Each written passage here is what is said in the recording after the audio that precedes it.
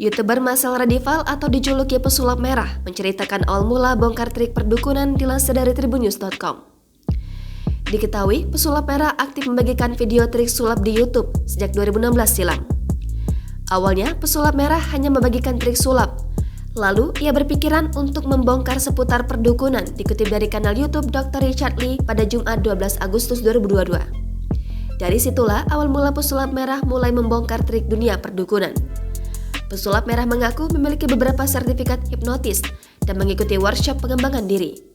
Semua pendidikan itu ia dapatkan secara informal. Pesulap merah akui tak suka pendidikan secara formal. Diwartakan tribunnews.com sebelumnya, pesulap merah memang sering kali membagikan konten-konten tentang membongkar trik perdukunan. Ternyata pesulap merah memiliki alasan tersendiri mengapa membuat konten mengungkapkan rahasia perdukunan. Menurutnya, Tuhan telah menitipkan pengetahuan sehingga dirinya harus menyampaikan hal tersebut ke masyarakat.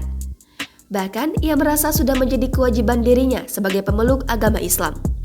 Sebab sudah banyak orang-orang yang tertipu praktik perdukunan berkedok agama.